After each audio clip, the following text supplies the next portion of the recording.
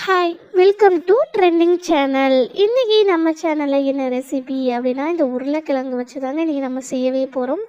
So உருளைக்கிழங்கு வச்சு smiley potatoes எப்படி சீக்கிரமாக ரெடி பண்ணுறதுன்னு வாங்க பார்க்கலாம். சேனலை சப்ஸ்கிரைப் பண்ணலன்னா சப்ஸ்கிரைப் பண்ணிக்கோங்க, ஸ்கிப் பண்ணாமல் பாருங்கள். இப்போ நம்மளுக்கு ஒரு பவுல் எடுத்துக்கலாம். நான் உருளைக்கிழங்கை நல்லா வேக வச்சு எடுத்துருக்கேன். ஸோ இதை அப்படியே ஃபுல்லாக மேஷ் பண்ணி எடுத்துக்கலாம். ஸோ இந்த மாதிரி கரண்டியை வச்சு சும்மா அப்படி ப்ரெஸ் பண்ணி கொடுத்தாலும் பரவாயில்ல, இல்லை அப்படின்னா இந்த காய்கறி துருவுறதை வச்சு துருவி கொடுத்தாலும் பரவாயில்ல.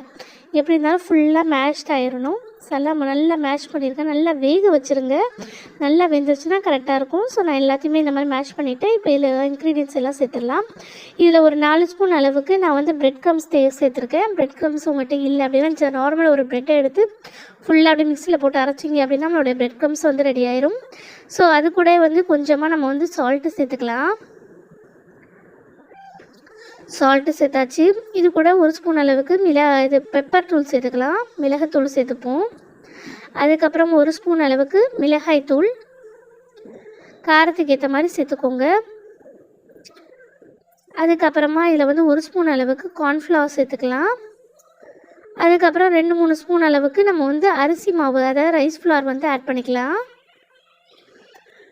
எல்லாத்தையுமே சேர்த்ததுக்கப்புறமா நம்ம இது ஃபுல்லாக அப்படியே மிக்ஸ் பண்ண ஆரம்பிச்சிடலாம். ஃபுல்லாக நல்லா மிக்ஸ் பண்ணி விடுங்க. ஃபுல்லாக எல்லா பக்கமும் ஸ்ப்ரெட் ஆகிற மாதிரி மிக்ஸ் பண்ணி இந்த மாதிரி எடுத்துக்கலாம். ஸோ இப்போ பாருங்கள், நான் மிக்ஸ் பண்ணிவிட்டேன். இப்போ இது கொஞ்சமாக நம்ம எடுத்துகிட்டு இதை வந்து நம்ம எப்படி பண்ண போகிறோம் அப்படின்னா, ஸ்மைலி பொட்டேட்டோஸ் மாதிரி பண்ண போகிறோம்.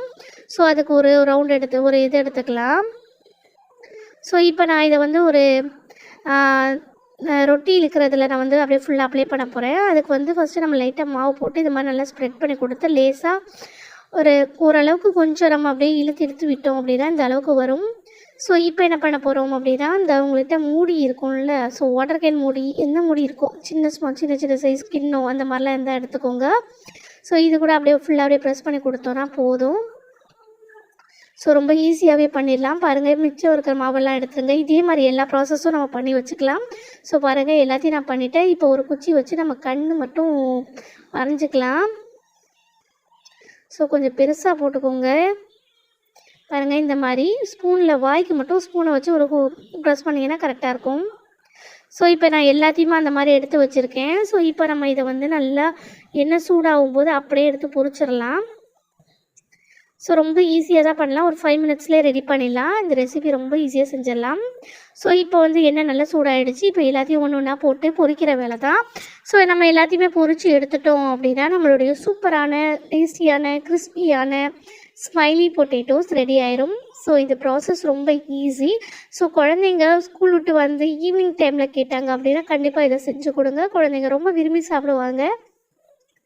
ஸோ இது இங்கே இப்படி ஸ்மைலி பொட்டேட்டோஸாகவும் போடலாம்.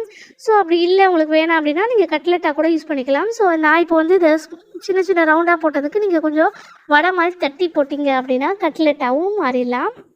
ஸோ ரொம்ப ஈஸியான ஒரு ப்ராசஸ் தான். மறக்காமல் இதை ட்ரை பண்ணி பாருங்கள். உங்களுக்கு இந்த ரெசிபி உங்கள் எல்லாருக்கும் பிடிச்சிருக்கும் அப்படின்னா மறக்காமல் கீழே உள்ள லைக் பட்டனை ப்ரெஸ் பண்ண மறக்காதீங்க. ஸோ என்ன சேனலை சப்ஸ்கிரைப் பண்ணலைன்னா சப்ஸ்கிரைப் பண்ணிக்கோங்க. ஸோ இது வரைக்கும் தொடர்ந்து ஆதரவு கொடுத்துட்டு வர எல்லாருக்குமே ரொம்ப தேங்க் பண்ணிக்கிறேன். ஸோ உங்களுடைய சப்போர்ட் எனக்கு கண்டிப்பாக தேவைப்படுது.